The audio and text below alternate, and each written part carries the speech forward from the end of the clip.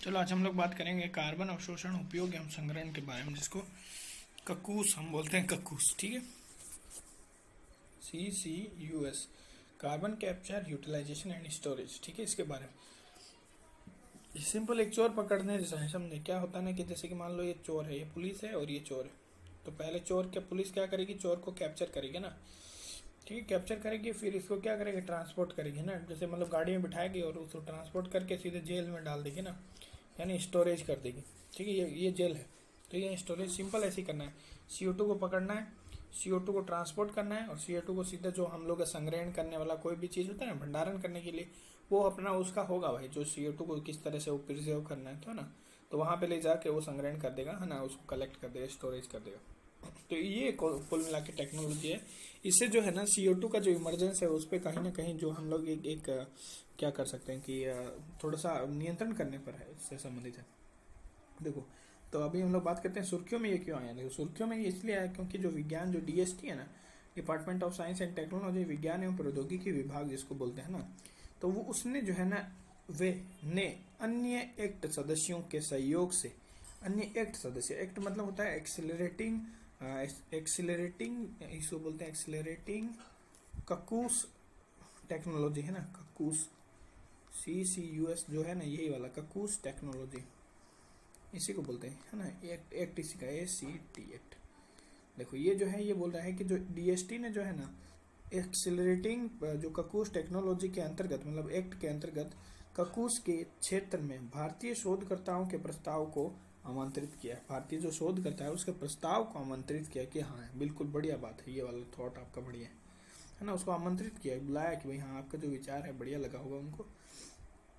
अब हम लोग थोड़ी बात कर लेते हैं। एक्ट मतलब होता है एक्सेलरेटिंग कक्कूस टेक्नोलॉजी, विभिन्न परियोजनाओं के अंतरणात्मक वित्त पोषण के माध्यम से कार्बन डाइऑक्साइड के अवशोषण। इसमें क्या करना ना भाई, सिंपल बात है, कार्बन डाइऑक्साइड को पहले एब्जॉर्ब कर लेंगे, है ना, उसका उपयोग, उसका संरक्षण कैसे करना है, ये सब देखो। इसमें जो है ना, CO2 को पेलने से संबंधित है, समझा, CO2 को कैसे कैसे करके पेलना है, चाहे उसको, जैसे मान लो कि कुछ ऐसी चीजें होंगी जो उसको पहले अवशोषित करेगी, मतलब जो लेके आएगी, फिर जो है उसका, अब पहले इसमें उपयोग लिख दिया, उपयोग पहले थोड़ी होता है, पहले जैसे मान लो अवशोषण किया है, फिर तुम उसका संग्रहण करोगे, कहीं पे ले जा, कहीं पे पहला परिवहन करोगे ना, जैसे मान लो कहीं से एब्जॉर्ब हुआ, फिर कहीं पे उसका परिवहन हुआ, फिर परिवहन होने के बाद में कहीं से संग्रहण होगा, संग्रहण होने के बाद में उसको फिर सोचा जाएगा कि इसको क्या चीज में यूज किया जाएगा, मतलब किस फैक्ट्री को देना है, कहाँ पे हम लोग इसको यूज करेंगे, तो इससे संबंधित जो बातें हैं हम लोग वो करेंगे। ठीक है, तो कार्बन डाइऑक्साइड के अवशोषण यानी एब्जॉर्प्शन, उपयोग यानी यूज और संग्रहण यानी स्टोरेज के उद्भव को सुविधाजनक बनाने की एक पहल है। मतलब इसको बढ़िया तरीके से करेंगे, जिसका उद्देश्य लक्षित नवाचार यानी एक इनोवेटिव माइंड को है, और अनुसंधान गतिविधियां जो रिसर्च एंड डेवलपमेंट है उसके माध्यम से कक्कूस प्रौद्योगिकी को त्वरित एवं परिपक्व करना। जो कक्कूस हम लोग का जो टेक्नोलॉजी है, कक्कूस टेक्नोलॉजी है, उसको हम लोग को फास्ट एंड फ्यूरियस करना है और एक परिपक्व रूप देना है, परिपक्व करना और बेटर बनाना, मतलब ठीक है। 16 देश क्षेत्र एवं प्रांत एक्ट के साथ मिलकर काम कर रहे हैं। कितने कितने 16 देश, ध्यान रखना कितने, 16 देश, 16 देश क्षेत्र, 16 देश क्षेत्र और प्रांत एक्ट के साथ मिलकर काम कर रहे हैं, यानी एक्ट के साथ एक साथ मिलकर काम कर रहे हैं, यानी एक्सेलरेटिंग कक्कूस टेक्नोलॉजी, ये याद रखना, ठीक है। अभी तक केवल दो एक्ट ही हुए हैं, अभी तक 2 एक्ट हुए, मतलब 2 बार इसको जो है लाया जा चुका है ना। पहला जो है 2016 में, जिसमें प्रतिभागी करने वाले प्रतिभागियों और यूरोपीय आयोग से निधियों का उपयोग किया गया था। ठीक है, इसमें जो पहला जो हुआ था वो 2016 में हुआ था। ये पूछ सकता है कि पहला ये जो अभी हो रहा है ये पहला है क्या, नहीं बोले नहीं पहले वो, अभी तक केवल 2 एक्ट ही हुए हैं, जिसमें पहला जो 2016 में था और दूसरा 2018 में था। ठीक है, तीसरा अभी हो रहा है। ठीक है, तो पहला 2016 में, जिसमें प्रतिभागी जो भी मतलब पार्टिसिपेट कर रहे थे ना, प्रतिभागिता करने वाले प्रतिभागियों व यूरोपीय आयोग ने निधियों का उपयोग किया था। ठीक है, दूसरा जो है, मतलब उन्होंने कहने कि यूरोपीय जो आयोग है, मतलब यूरोपीय कमीशन जो है, उसे वहां से पैसे का उन्होंने यूज किया था। ठीक है, और दूसरा जो है 2018 में, इसमें केवल प्रतिभागिता करने वाले राष्ट्रीय वित्त पोषण एजेंसियों द्वारा वित्त पोषित किया गया था। इसमें जो है ना, जो केवल प्रतिभागी जो भाग ले रहे ना, उन्हीं देशों द्वारा क्या है ना कि उन्हीं की जो है एजेंसियों द्वारा जो है पैसा सप्लाई किया गया था, मतलब यूज किया गया था, उन्हीं के पैसे से यूज किया गया था।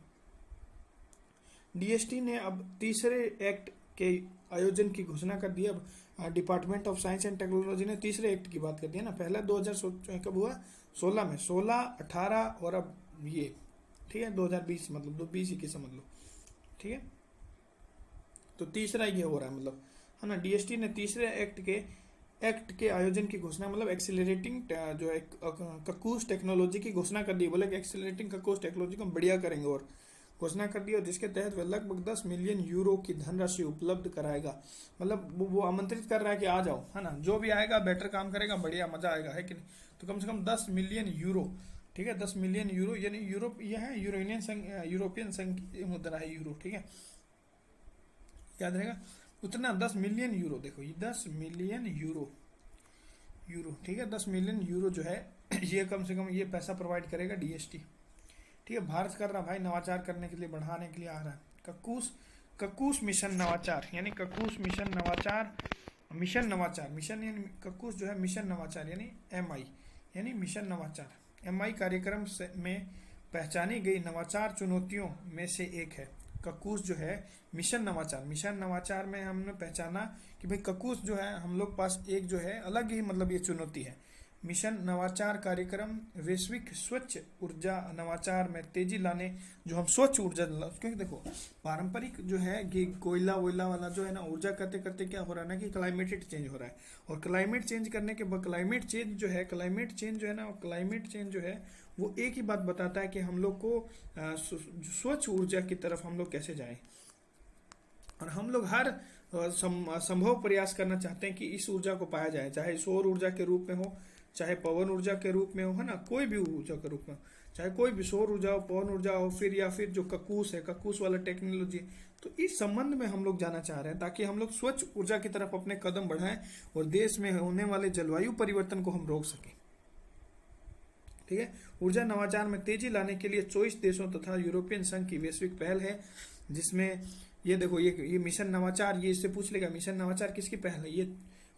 ये ऊर्जा नवाचार, मतलब मिशन नवाचार जो है, यानी मिशन इनोवेशन, मतलब इसका क्या ये कार्यक्रम जो है, ये मिशन इनोवेशन जो कार्यक्रम है, ये वैश्विक स्वच्छ ऊर्जा नवाचार में तेजी लाने के लिए 24 देशों, कितने देशों, 24 देशों और यूरोपीय संघ, 24 देश है प्लस यूरोपियन यूनियन है, ठीक है, की वैश्विक पहल है, जिसमें विज्ञान एवं साइंस, मतलब सॉरी डीएसटी सक्रिय भागीदार, जिसमें जो हमारा जो डीएसटी है, जो मतलब department of science and technology, ये एकदम एक्टिवली पार्टिसिपेट करता है, ठीक है।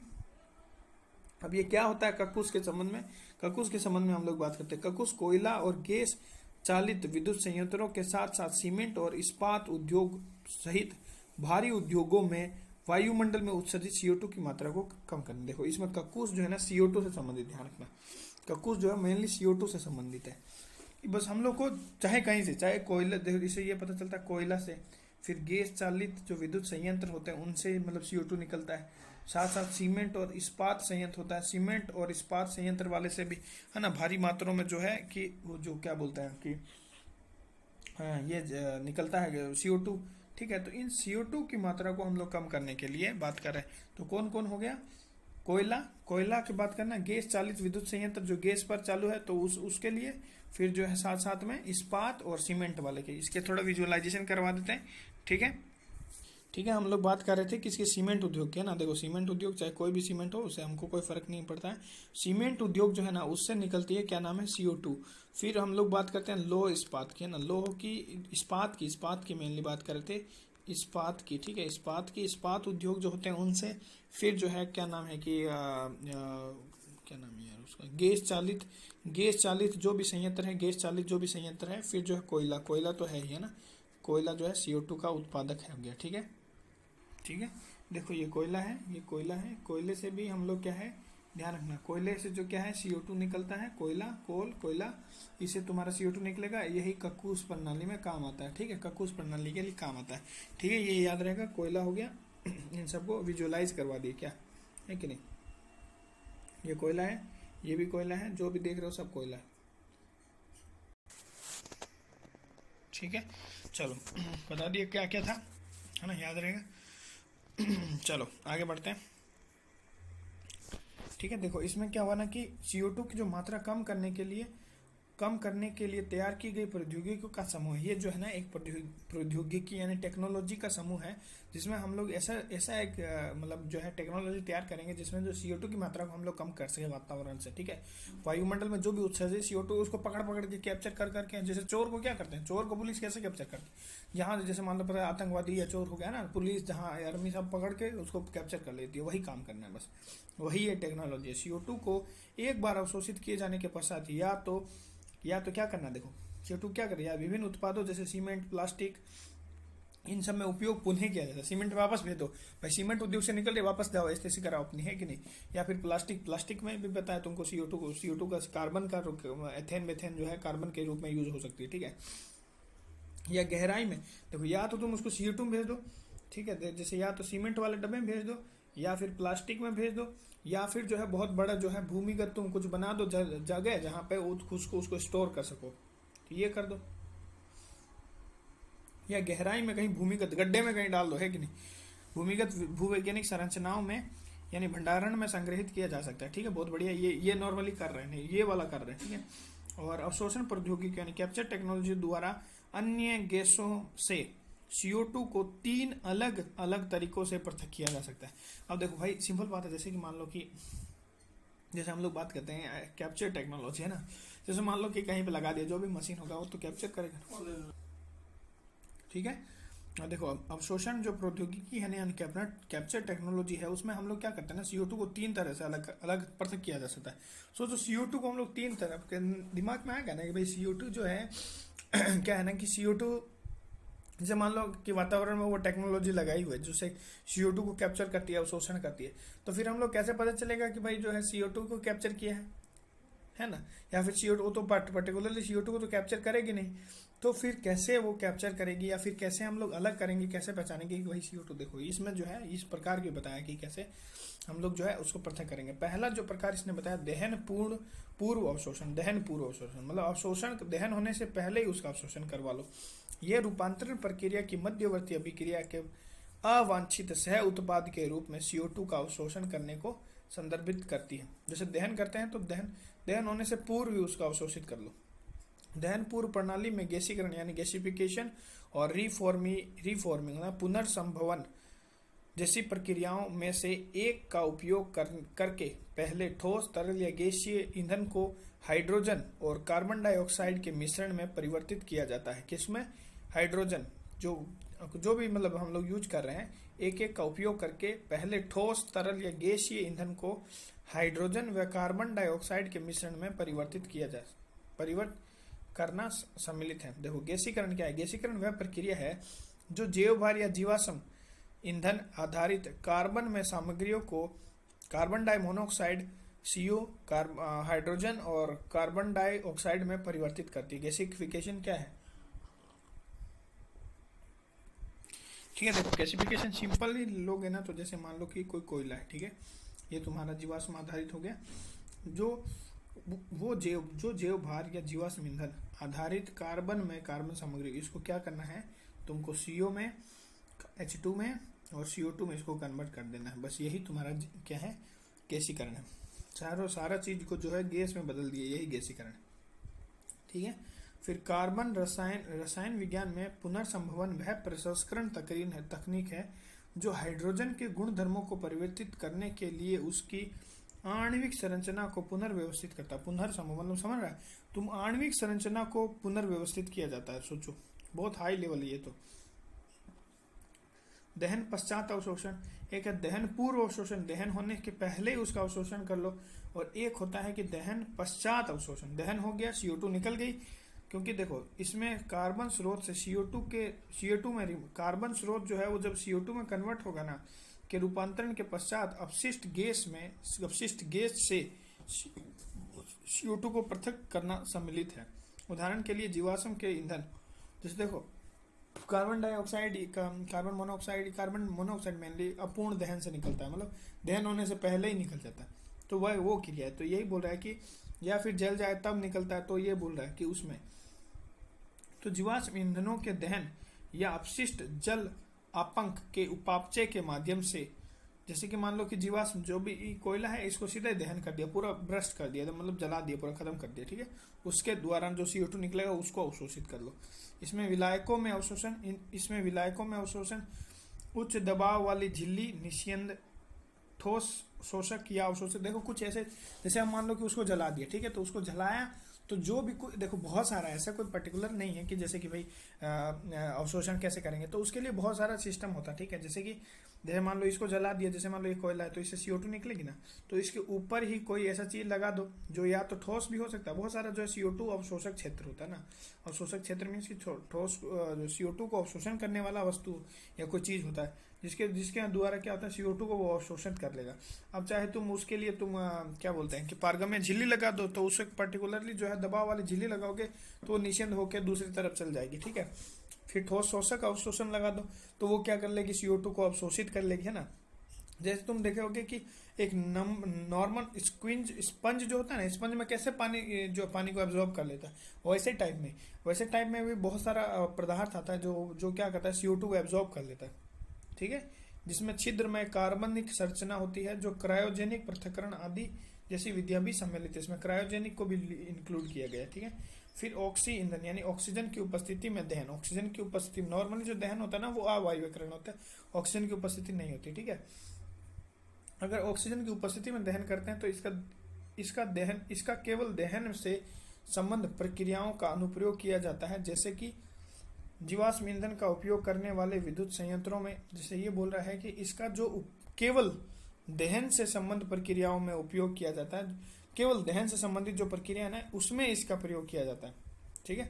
जैसे कि जीवाश्म ईंधन का उपयोग वाले विद्युत संयंत्रों में, क्योंकि विद्युत संयंत्रों में क्या किया जाता है, जो भी कोयला उसको जलाया जाता है ना।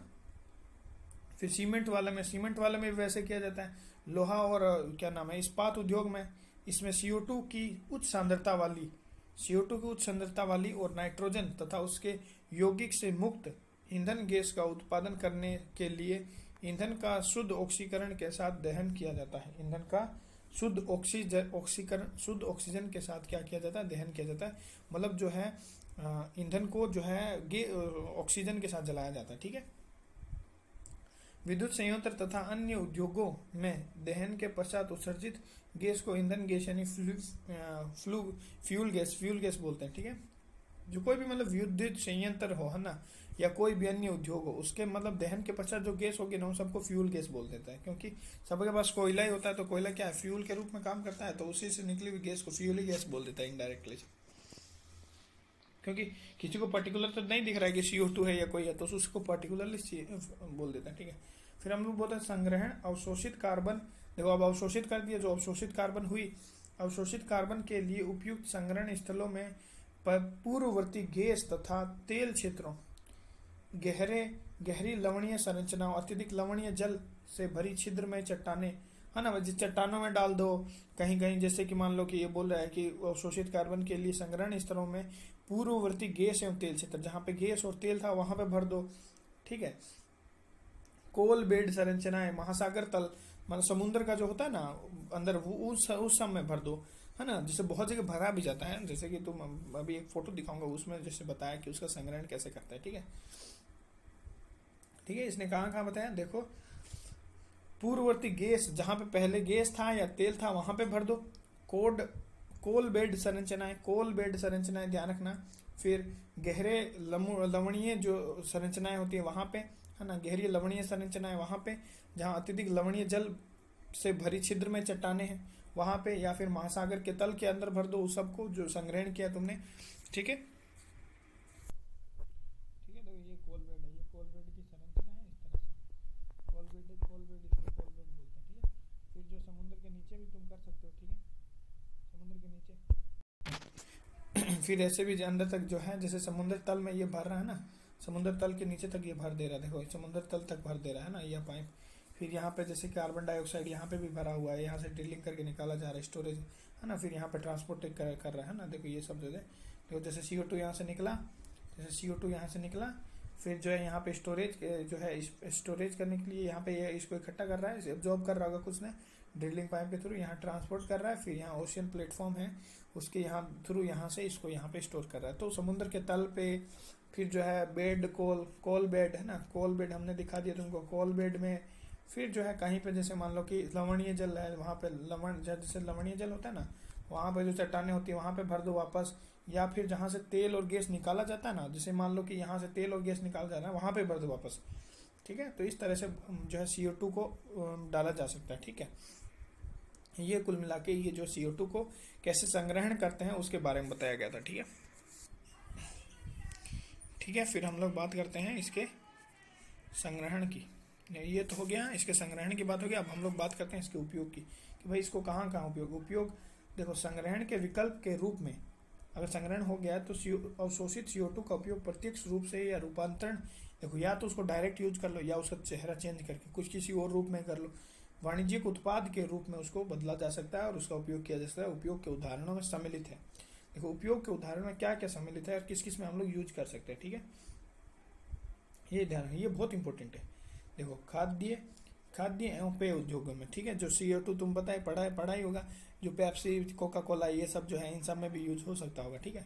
देखते हैं आगे और चल के। CO2 का सामान्यतः कार्बोनेटीकरण, मतलब कार्बोनेट बना देते हैं उसको, कार्बोनेटिक कारक परिरक्षक पैकेजिंग गैस के रूप में तथा विशिष्ट गंध और स्वाद के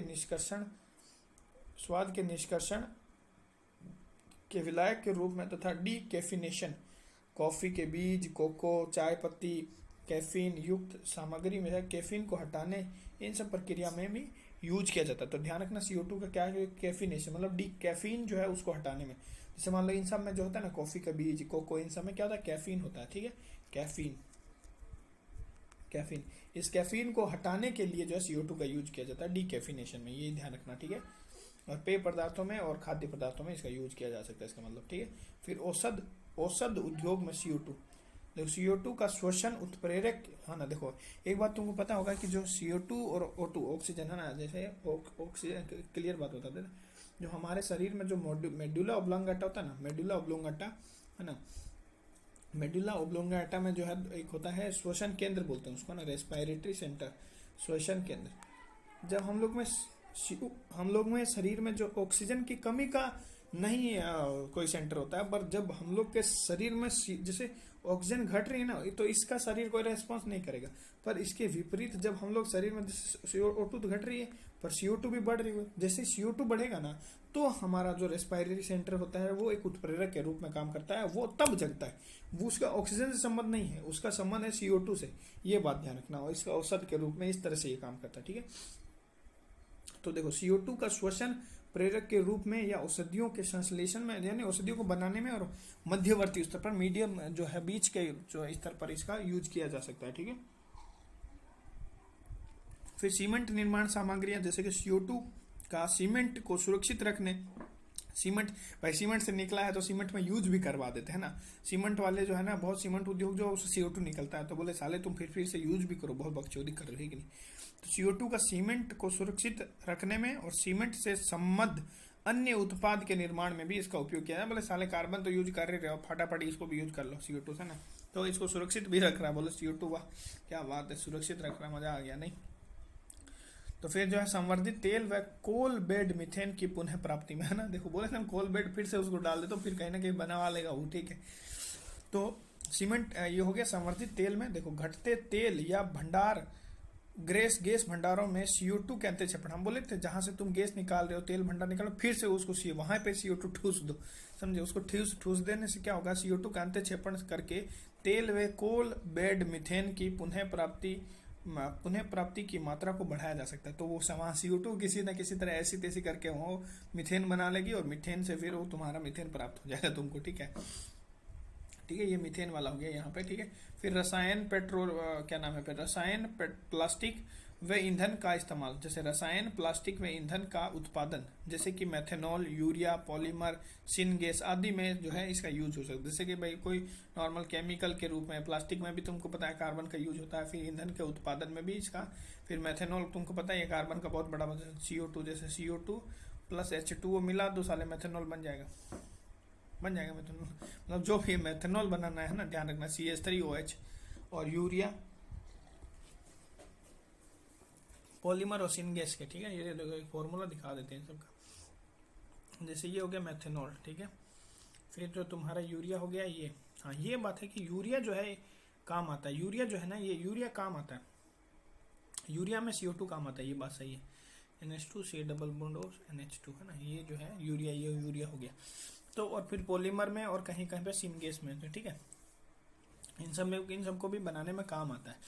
फिर जो है ये हो गया, हाँ क्षारीय औद्योगिक अपशिष्ट के उपचारण में, क्षारीय जो औद्योगिक अपशिष्ट है उनके उपचार करने में भी काम आता है। खनिज कार्बोनीकरण है ना, ये रासायनिक प्रक्रिया में CO2 का मैग्नीशियम या कैल्शियम जैसी धातु के ऑक्साइड के साथ अभिक्रिया द्वारा कार्बोनेट का निर्माण किया जाता है ना। कार्बोनेट जो है CO कार्बोनेट, जैसे CO कार्बोनेट का मतलब होता है CO3 माइनस, ठीक है। ठीक है, ये ध्यान रखना ना। जैसे ये बोला है कि इस रासायनिक प्रक्रिया में CO2 का मैग्नीशियम या कैल्शियम जैसी धातु, जैसे इसको मान लो कि ये कैल्शियम है, ठीक है, कैल्शियम +2, तो ये ध्यान रखना CO2 -3 होता है, -2 होता है, ठीक है, CO3 -2, तभी तो है कैल्शियम कार्बोनेट CaCO3, ठीक है, CO कैल्शियम कार्बोनेट बना दे, मैग्नीशियम कार्बोनेट बना देगा, ठीक है। तो ये सब का यूज किया जाता है, ठीक है। याद रहेगा, कैल्शियम और मैग्नीशियम जैसी धातु के ऑक्साइड के साथ अभिक्रिया करके कार्बोनेट का निर्माण कर लो। बहुत बढ़िया काम कर रहा है ये वाला, ये वाला सही लगा मेरे को। कार्बोनेट बनवा दो साले को, बड़ी परेशान कर रहा था CO2 जैसे। जैव ईंधन उत्पादन में CO2 का जैव ईंधन उत्पादन मतलब बायोलॉजिकल जो फ्यूल है, बायोलॉजिकल फ्यूल जो है उसमें CO2 का उपयोग जैव ईंधन के उत्पादन के लिए प्रयुक्त होने वाले सूक्ष्म शैवाल की कृषि के लिए किया जा सकता है। वाह क्या बात है, एलगी के लिए, वाह भाई, एलगी में सोचो हम लोग यूज कर रहे हैं, वाह लेवल है भाई इसमें कसम से। अतिरिक्त विद्युत उत्पादन के लिए CO2 का उपयोग करने वाली प्रौद्योगिकी का विकास करो। खतरनाक, मतलब CO2 से अभी तो पानी जल विद्युत कर रहे हैं, अब मेरे को लग रहा है हर चीज से हम लोग जो है विद्युत उत्पादन करने लग जाएंगे। CO2 से विद्युत उत्पादन, क्या टेक्नोलॉजी, मतलब ऐसी टेक्नोलॉजी CO2 से विद्युत उत्पादन करवा दे।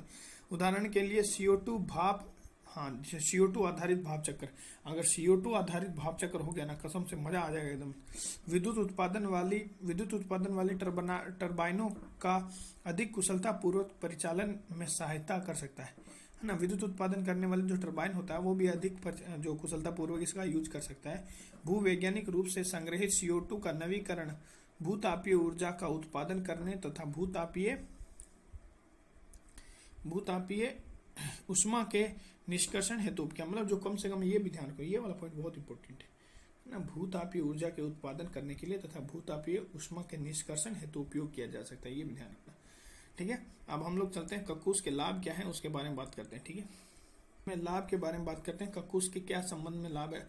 उत्सर्जन में कमी, देखो इससे क्या हुआ ना कि धीरे धीरे जैसे मान लो CO2 को पकड़ के पेल देंगे तो क्या हो जाएगा भाई, सिंपल बात है, उत्सर्जन में जो है कमी हो जाएगा ना। जितना क्यों, देखो उत्सर्जन में भी कमी हो सकता है, चलो ठीक है मान सकते हैं। अंतर्राष्ट्रीय ऊर्जा एजेंसी यानी EIA के पूर्वानुमान लगाया है कि यह प्रौद्योगिकी वर्ष 2050 तक वांछित कुल वैश्विक CO2 उत्सर्जन कटौती में 16% से अधिक का योगदान दे रही है। मतलब ऑक्सीजन, हाँ उत्सर्जन में कमी बोलना ये थोड़ा सा इमिशन में कमी से जो है, चलो ठीक है, मतलब कुल मिला के बोला है कि 16% जो है CO2 के उत्सर्जन में कमी कर देगी। ये जो है टेक्नोलॉजी बहुत बढ़िया है, टेक्नोलॉजी बहुत शानदार है, ये तो मजा आ गया।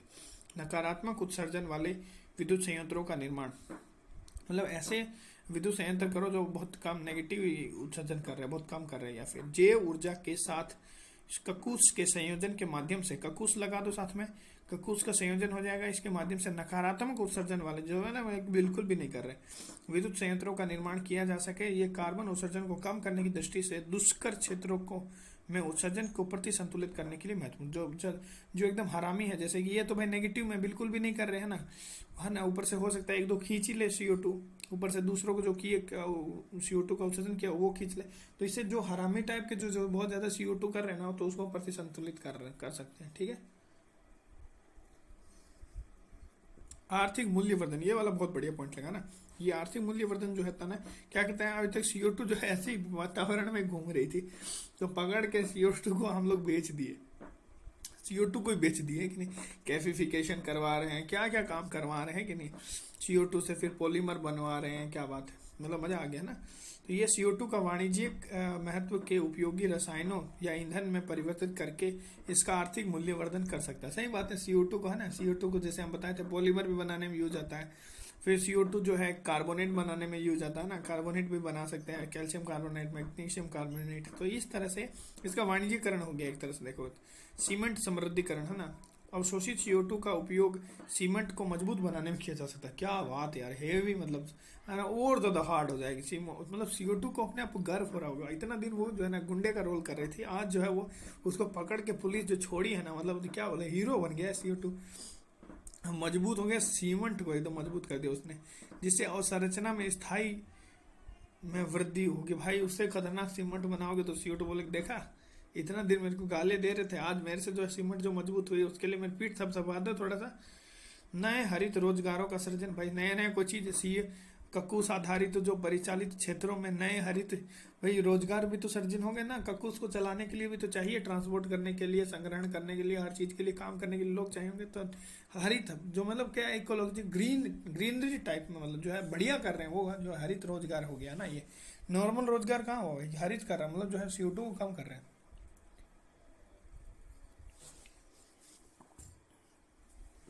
ठीक है, अब चिंताएं देखो, इसमें क्या चिंताएं हो सकती हैं। उच्च लागत, मेरे को पता था।